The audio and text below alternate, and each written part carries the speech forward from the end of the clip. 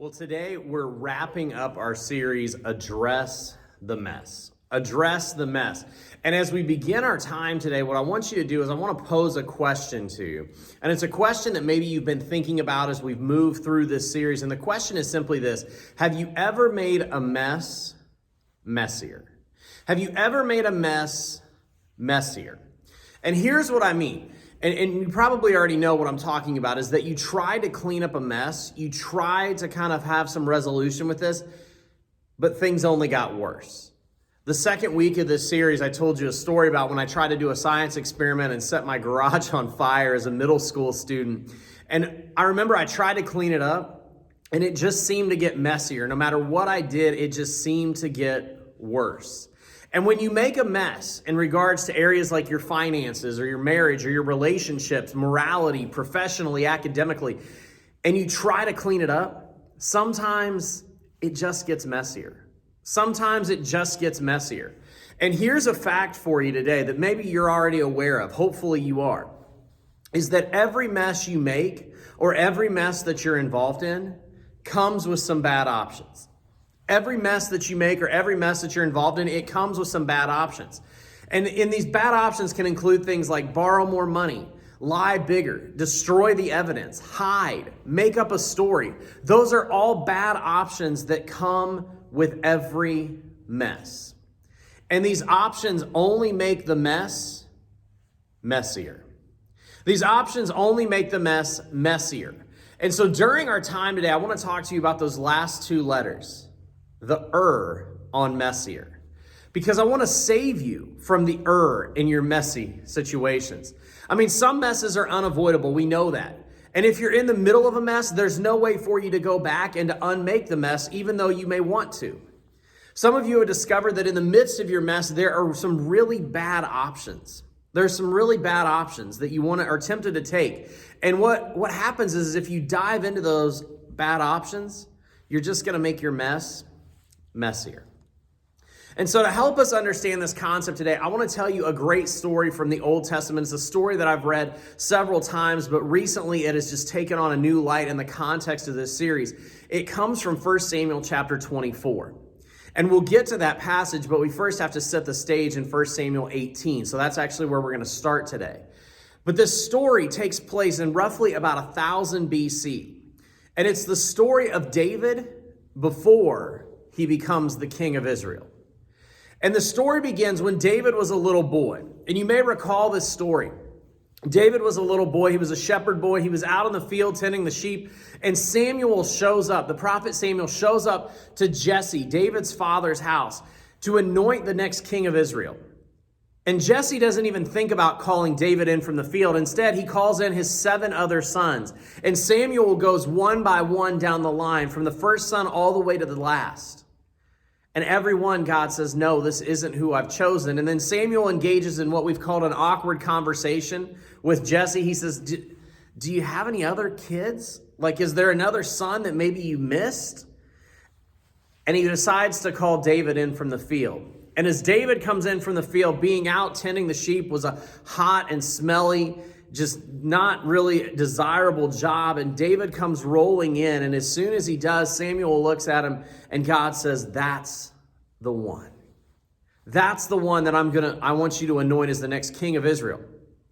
And so Samuel follows through with that command from God. He anoints David as the next king of Israel, but there's a problem. Israel already has a king.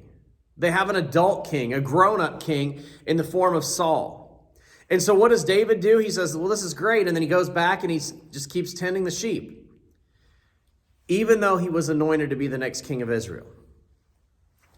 And you'd like to say, well, it just took time for David to grow up. But David actually makes himself known. He makes himself very well known in the community, because as you may remember, back in the day, these soldiers were out on the battlefield and they didn't have a delivery service like Grubhub or DoorDash. And so family members had to bring them food. And so David was kind of the first version of DoorDash or Grubhub. And so he brings his brothers lunch one day while they're on the battlefield.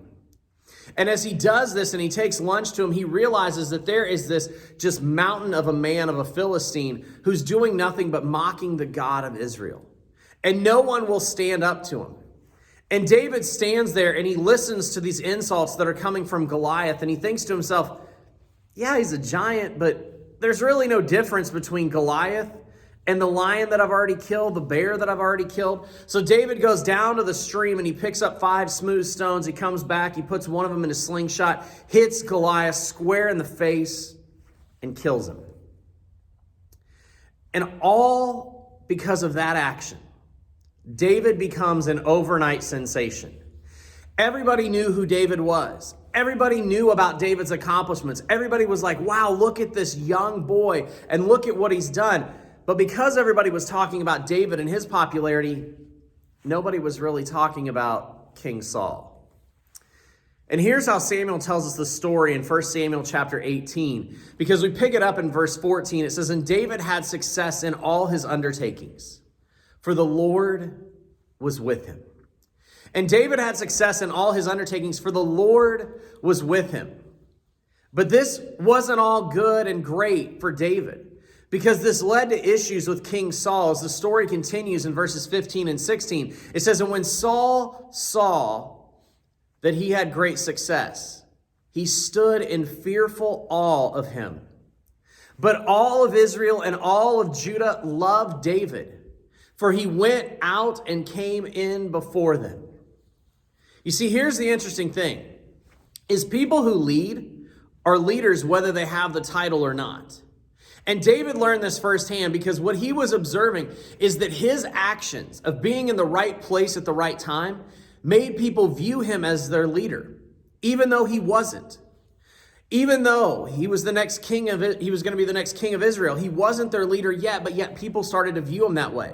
And so here's what happens is Saul understands that because of David's growing popularity, he has a problem. And it's a pretty significant problem. And so he tries to control David. So Saul gets this idea. He says, well, I'm going to go to David and I'm going to get him to marry one of my daughters. Because he had several. And he says, well, I'm going to get him to marry one of my daughters. Because if David is my son-in-law, then perhaps I can kind of control him and keep my thumb on him a little bit easier. And so Saul goes to David and he proposes this deal. He says, David, I'm willing to give you one of my daughters' hands in marriage. Do you want it? And David looks back at Saul and he says, no, he says, I'm just a lowly shepherd boy from an unimportant family. I'm not worthy of the honor of marrying one of the king's daughters. And word gets out about this, and David's popularity continues to grow because now he's known as David the Humble, because he was given this great opportunity to marry into the king's family and he refuses it. And so he's known as David the Humble. And as this continues, David becomes more and more popular. He gains more and more stature. And Saul, as a result, becomes more and more jealous. But then, as fate would have it, one of Saul's daughters does fall in love with David. And David looks at her and says, she's pretty attractive too, and I'm attracted to her. And so he agrees to marry into the family at this point in time. And Saul believes finally he's got his thumb on David. Finally, David is trapped. And he tells him, he says, here's the deal. He says, I was going to give you one of my daughters, David, but now you've got to pay the bride price. And the bride price was typically sheep or oxen, but he says, no. He says, that's not good enough. This is a special daughter. And so, David, I want you to go out and I want not sheep and oxen. I want 100 dead Philistines.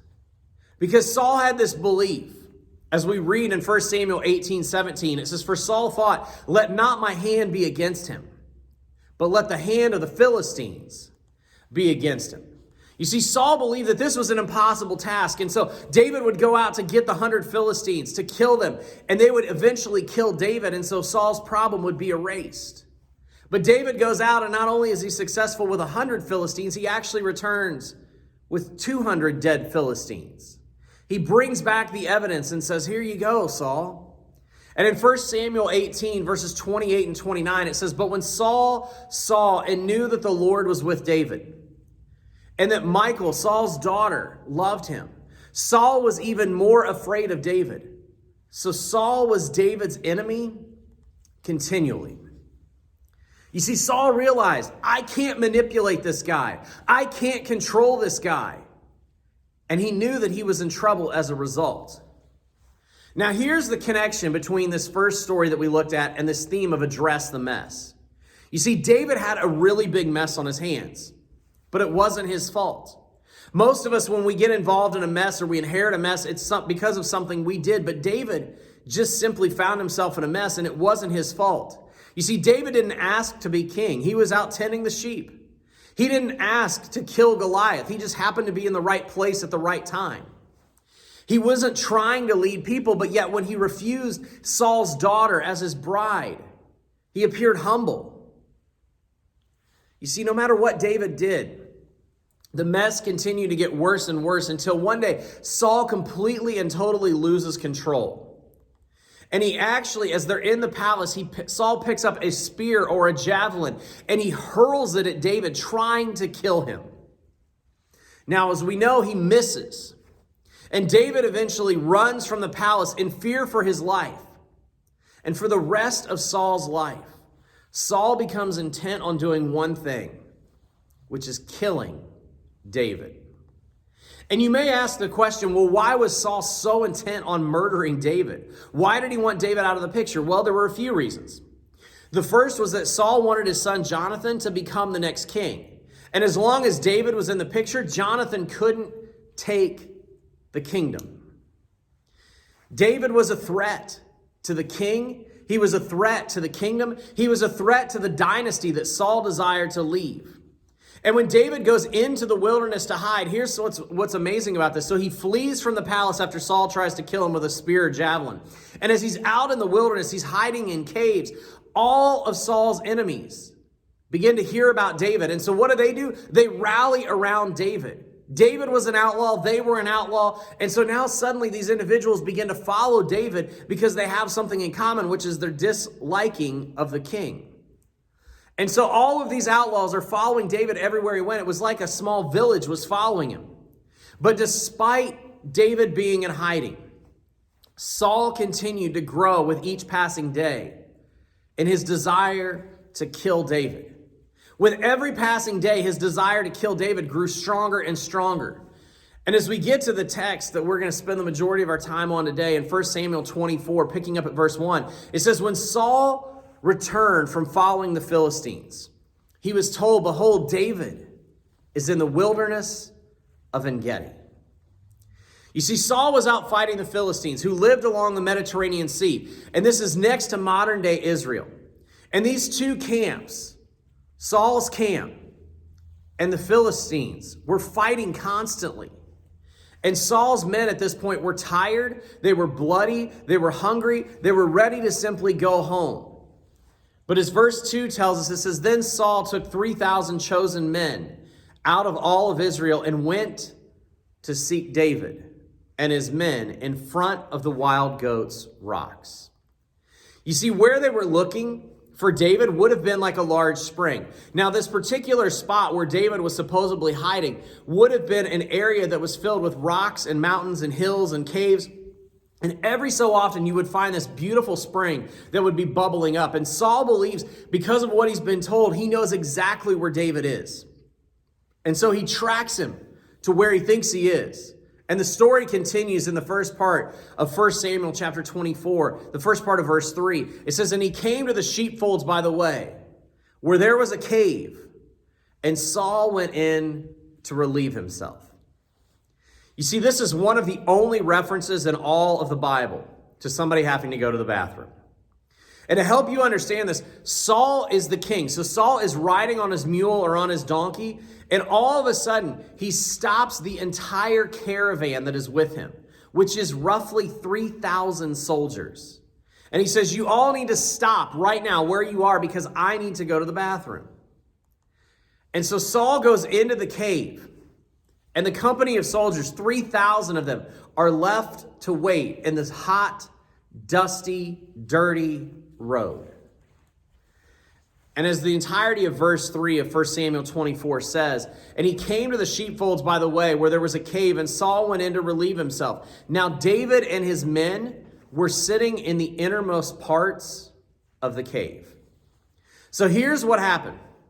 Saul is approaching. And as this whole caravan of 3,000 troops is approaching, one of David's scouts, one of David's spies is out looking and just keeping watch. And he sees that Saul is coming. So what does he do? He goes back and he tells David, hey, we've got a big problem. Saul and 3,000 soldiers are coming. He didn't know the exact number, but he guesstimated. And so David says, okay, here's what we're going to do. He says, we're going to divide up. We're going to hide into these different caves, and we're going to just wait until it's safe. And then when Saul passes by, we'll go the opposite way. And so David and his few of his closest followers go into this particular cave, and as they're hiding in the back of this cave, wouldn't you know, that's the very cave that Saul walked into. And so the question is, what are the chances of this happening? That out of all of these caves on the mountainside, that Saul would choose the very one that David was hiding in. And the first part of verse 4, it says, and the men of David said to him, here is the day of which the Lord said to you, behold, I will give your enemy into your hand, and you shall do to him as it shall seem good to you. You see, this is referencing a story because remember, all of these outlaws, all of these outcasts are out roaming the wilderness with David, and they'd sit around a campfire at night, and David would tell them a story. He says, hey, you just have to be patient. You just have to stick with me because one day I know God promised that I would be king, and if you stick with me, one day it'll happen, and you can have a place in my kingdom and no longer be an outlaw. Now, the men that are with David in the cave, you can only imagine that they thought this is that day. Saul walks in. They knew that all the soldiers had watched Saul walk into this cave, and they believed that at this moment, this was when God had given Saul, the enemy, into the hands of David. And so even though Saul walked in, it would be David that walked out. And they took it a step further as they're hiding in the back of the cave, and they start to tell David, they said, hey, it'd be even better if not only you walked out, but you walked out with Saul's severed head. If you did that, then they would just say, oh my goodness. It would be an almost completely bloodless coup, and David would be declared king. I mean, can you just imagine the drama of this moment and what was racing through the head of David and all of these men that were buried at the back of the cave? David gets caught up into the moment because the man who's hunting him is in his most absolute vulnerable position ever. And in this moment, David decides he's going to listen to the men. And he says, I'm going to do unto him as he intends to do unto me. I'm going to do unto him as he intends to do unto me. Now, here's the thing. Nobody would blame David for wanting to kill Saul. Nobody would believe that he did something unjust because David was simply acting in self-defense. I mean, Saul had been hunting him for years. So nobody would certainly say, well, he did anything wrong. But let me pause the story here for just a moment. We'll come back to it. At the root of most of our messes is a breakdown of virtue. At the root of most of our messes is a breakdown of virtue. Now you may ask, well, what is virtue? Virtue is a reference to integrity, honesty, patience, self-control, or goodness. Virtue is a reference to integrity, honesty, patience, self-control, or goodness. And when you dig deep enough into the mess that you've created, typically at the core is a breakdown of virtue. In fact, you could say it this way, that if you ignore virtue, you will eventually make a mess. And this is simply a cause and effect. This is simply a cause and effect relationship because you don't clean up a failure in virtue with another failure in virtue. Remember where we started today when I told you that every mess that you've ever been in, been a part of, inherited, walked through, watched somebody walk through, every mess comes with bad options. And these bad options always come from a failure of virtue. You see, these are options that when they present themselves, we're tempted to go for really quickly. And this was exactly what David was about to do. And as verse 4 continues, it says, then David arose. Then David arose. Now remember, David was a warrior. So this would have been his sweet spot. David could have snuck up behind Saul, given a quick yank of the hair, chopped his head clean off, and it would have been done. But as David is inching closer and closer to Saul, he suddenly realizes that he's about to make his mess messier. He's about to make his mess messier. And David realizes he's about to murder God's king, who's also David's king. He's about to murder his father-in-law. And David knew that if he acted on this idea, this would be his story forever. This would be his story forever. Now you may say, well, would David be justified in his actions? Of course he would have been. Was this what everybody expected David to do? Absolutely. Was it the right or virtuous thing to do, though? Sadly, it wasn't. This would have been something that David would have been embarrassed to tell for the rest of his life. This would have been a decision that David would have regretted for the remainder of his life. Even though it was justified, even though it was expected, even though it was what Saul deserved. And this is the tension that we all face every single day when we get into these messes, is because every mess comes with some really bad options. Verse 4 continues on. It says, "Then David arose and stealthily cut off a corner of Saul's robe." Now, the men that were hiding in the cave, remember, they've been back there, so their eyes have adjusted to the darkness, and they're watching what David's doing. They couldn't believe what they were seeing. They couldn't believe what they were seeing because David was so close. He was right there. And then what's he do? He takes a piece of Saul's discarded robe and cuts off a corner of it. And then he turns and he sneaks back into the cave. The story continues in verse 5. It says, "And afterwards, David's heart struck him because he had cut off a corner of Saul's robe." You see, this would have been considered a huge offense. And you say, well, he just cut off a corner of a piece of fabric. That's all he did. But see, attacking anything that the king owned was like you were attacking the king himself. And so David, as he returns back to the men in verse 6, he says, he said to his men, "The Lord forbid that I should do this thing to my Lord, the Lord's anointed, and to put out my hand against him, seeing that he is the Lord's anointed." You see, David tells him, he says, I almost forgot. I was listening to everything going on around me, and I almost forgot that God put Saul in place. God put Saul in place. And David knew that he had no business replacing what God had put in place. David didn't want to become king by murdering the king. And when David told the men what was going on about all of this and what he had thought and what he had experienced in this moment, they said, well, David, you may feel bad about killing him, but we certainly don't. So let us go and kill him for you. And in verse 7, we get the rest of the story. It says, "So David persuaded his men with these words and did not permit them to attack Saul. And Saul rose up and left the cave and went on his way." Now, this has been an amazing story, right? But it's not done yet. Now imagine you're one of the 3,000 soldiers on the outside of the cave waiting on Saul to come out. You're sitting in the hot sun on the dusty ground. And finally Saul comes out. The helpers put him back on his mule or on his donkey, and they get ready to continue marching. And then you hear it.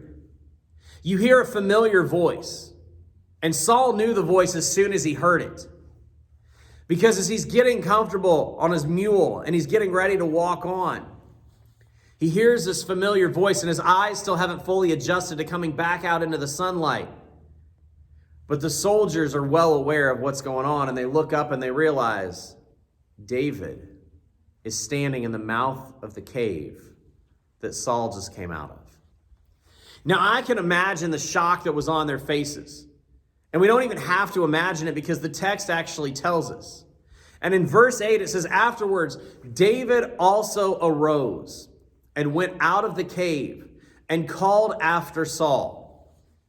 I mean, as Saul's eyes are starting to adjust and he realizes, oh my goodness, the very cave that I was just in, here is my son-in-law before me. And everybody in the caravan realizes what could have happened, but didn't. And then David gives this amazing speech, and I encourage you to read it in its entirety. But David gives this little speech, and I want to give you a portion of it this morning because in 1 Samuel 24, verse 10, David says, "Behold, this day your eyes have seen how the Lord gave you today into my hand in the cave. And some told me to kill you, but I spared you. I said, I will not put out my hand against my Lord, for he is the Lord's anointed." You see, David protected Saul from David. He protected Saul from the other men that were in the cave with him. And then David says something that's absolutely phenomenal. It comes in verse 12 of 1 Samuel 24. It says, "May the Lord judge me and you. May the Lord avenge me against you. But my hand shall not be against you." You see, David tells Saul, the Lord is going to be the judge between the two of us. The Lord is going to be the judge between the two of us. And God is going to judge you, Saul, for all the wrong that you've done. All the times that you've tried to kill me, all that jealousy, all that malicious intent, God is going to judge you for that. And because of the actions of David, David not only has the nickname now of David the Humble, he's now ascribed the nickname of David the Merciful. You see, in this act, David was telling them, I'm opting for virtue over hurt you. I'm opting for virtue over hurt you. And David was willing to take the high road and to do something that most others would never possibly dream of doing. And then you've got Saul, who's sitting on his mule, who's completely and totally humiliated at this point. You see, Saul's bodyguard who was standing outside the cave is humiliated as well. Everybody in the company, this 3,000 soldiers, are all in awe of David to the point that Saul knows, hey, it might as well just declare him king now, and it might as well just be the end of the story. And so Saul tells David, he says, it's evident that you are a better man than I am. And he turns the caravan around and heads back to Jerusalem. Then, just 7 chapters later, a random Philistine arrow pierces Saul's armor and kills him. Saul dies, leaving David to become the next king of Israel. You see, as we've been talking about throughout today, every mess comes prepackaged with some bad options. Every mess comes prepackaged with some bad options. And if you choose a bad option, it will make your mess messier. Eventually, the mess that you're in will be reduced to 1 or 2 sentences. And some of you may not believe that because you're in the midst of a mess right now and it feels so big, it feels so just all-encompassing that you say, how could it possibly be reduced to 1 or 2 sentences? But that's what will eventually happen to it. But your response to the mess is the real story. Your response to the mess is the real story. Your response eventually becomes a permanent part in the story of your life. And this leads me to a question that I think we all need to wrestle with today. And all of us need to, I'll beg you all to ask this question. It's simply this: what story do I want to tell? What story do I want to tell? When people hear about your divorce, or they hear about the fact that you declared bankruptcy, or the fact that you dropped out of school, what is the story that you want them to tell because of your response to the mess? You could actually ask it this way: which of my options do I want as a permanent part of my story? Which of my options do I want as a permanent part of my story? And the answer to the second question is simply the virtuous option. The virtuous option is what we want. We all have messes in our lives, but the real test is, how do we address the mess? You see, don't choose an option that makes you a liar for the rest of your life or that makes you a hypocrite. Don't use someone else's bad behavior to behave poorly yourself. When we are in a mess, we all want a quick fix. But think about the story that you want to tell and the story that you want told about you. Think about the story of David. David didn't opt in with what he could get away with or what he could get by with. David opted for virtue over expediency. Will you? You see, this is why Jesus invites us to follow him instead of just reaching in and fixing our messes. Because following Jesus leads you through the mess. It leads you around a bunch of different options that other people would choose that are bad options. And when you make this choice, you don't have to be a liar for life. You don't have to become a hypocrite. You don't have to use someone else's bad behavior as an excuse to say, well, I can behave poorly as well. Because here's the thing, when you live this way, Jesus will actually leverage your mess to tell the story of your life. You see, your mess can become the context for the real story of your life. So what story do you want to tell? What story do you want to tell? And which of your options do you want as a permanent part of your story? Chances are you want the virtuous option that's based in integrity and self-control and goodness. That's the story you want to tell with your life. That's the story that you want others to tell about your life. And so when you're in the midst of the mess and you're heading towards some of those bad options, who are you listening to? Ask yourself, what story do I want to tell? What options do I want as a permanent part of my story? Are you going to take the route that David took, where you said, I want the virtuous option? Or are you going to take the route that Saul took, which is a failure of virtue? Let me pray for you today. Heavenly Father, we just thank you so much for David and for his life. And even though he wasn't perfect, God, he gave us an amazing example as we read here in 1 Samuel, both in chapters 18 and 24. God, where we see what David was willing to do, the lengths that he was willing to go to say it's not about taking the easy way out. It's not about taking the quick fix. It's not about expediency. God, it's all about being virtuous. And so, Jesus, we pray that as we're in a mess today, maybe we're getting ready to go into a mess, maybe we're coming out of a mess, maybe we inherited a mess. But God, you know where we are today. And so, Jesus, we just ask that we would be willing to take the route of virtue over expediency, over some other bad option that may be before us, so that we can use this mess to be a part of our story. Eventually, we know it'll be reduced to 1 or 2 sentences, but how we respond to the mess is what will take place. And so what is the story that we want to tell? Which option do we want as a part of our story for the rest of our lives? Jesus, help us to be willing to take the pathway of virtue, to be filled with integrity, goodness, self-control, love, mercy, and grace, and to be the men and women that you desire us to be. Jesus, we love you. We thank you. We ask all these things in your name. Amen. Well, thank you so much for tuning in today. It's been an honor and a privilege again to share with you as we've continued to work through this series, Address the Mess. As I mentioned, this is actually the last installment of that series. Next week, we're going to kick off an extended series that we're actually going to journey all the way through the Gospel of Mark together. It's a series called Far From God. And so we invite you to join us for that next week as we're going to kick that off. Also, just so you know, on Wednesday nights, we are meeting in person. For our adult Bible study, our children's caravan, our youth ministry is also meeting on Wednesday nights. All of that kicks off at 7 o'clock. So if you want to tune in, you can do that either online or you can join us in person. We'd love to see you. And so we just want you to know that we love you, we miss you, we're praying for you. If there's anything you need during this time, please don't hesitate to let us know. We're more than happy to help however we can. Have a great and wonderful rest of your week, and we look forward to seeing you soon.